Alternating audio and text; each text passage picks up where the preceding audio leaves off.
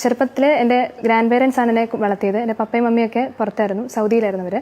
അപ്പോൾ grand parents വളർത്തിയത് കൊണ്ട് തന്നെ പള്ളിയോടും വിശുദ്ധ കുർബാനയോടും ഒത്തിരി അടുത്ത ഒരു ബന്ധം എനിക്ക് വളർത്തിയെടുത്തത് അവർ തന്നെയാണ്. എല്ലാ ദിവസവും മുടങ്ങാതെ വിശുദ്ധ കുർബാനയിൽ പങ്കെടുക്കാൻ വേണ്ടി അവരെന്നെ കൊണ്ടുപോകായിരുന്നു. വിശുദ്ധ ബലി അർപ്പിക്കുന്നതിനോടും ദിവികാരുണ്യ ഈശോയോടും ഒരു സ്നേഹം എൻ്റെ ഉള്ളിൽ വളർത്തിയെടുത്തത് ആ നാളുകളായിരുന്നു. എല്ലാവരും സ്വീകരിക്കുന്ന അപ്പം എനിക്ക് സ്വീകരിക്കണമെന്നുള്ള ഒരു വാശി, ഒരാഗ്രഹം എൻ്റെ ഉള്ളിൽ അന്നുണ്ടായിരുന്നു. അപ്പം അതെന്തുകൊണ്ടാണ് എനിക്ക് സ്വീകരിക്കാൻ പറ്റാത്തത് എന്നുള്ള ഒരു ചോദ്യം എന്നും ഞാൻ വല്യമ്മച്ചിയോട് ചോദിച്ച് വാശി പിടിക്കുമായിരുന്നു അതിനുവേണ്ടി. അപ്പം അത് ദിവികാരുണ്യ ഈശോയാണ്, അതിനകത്ത് ഈശോ ഉണ്ട് എന്ന് അമ്മച്ചി പറഞ്ഞതാണ് എന്നെ ഏറ്റവും കൂടുതൽ ദിവികാരണത്തിലോട്ട് അടുപ്പിക്കാനിടയായത്.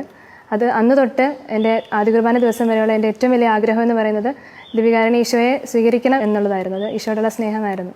അതിനുശേഷം വിശുദ്ധ കുർബാന സ്വീകരിക്കുന്ന ആദ്യമായി വിശുദ്ധ കുർബാന സ്വീകരിക്കുന്ന ദിവസമാണ് എൻ്റെ അതുവരെയുള്ള ആഗ്രഹം ദിവികാരുണ്യ ഈശോയെ സ്വീകരിക്കണം എന്നുള്ളതാണെങ്കിൽ അന്ന് മുതലുള്ള എൻ്റെ ആഗ്രഹം ഈശോയെ സ്നേഹിക്കണം എന്നുള്ളതായി മാറി.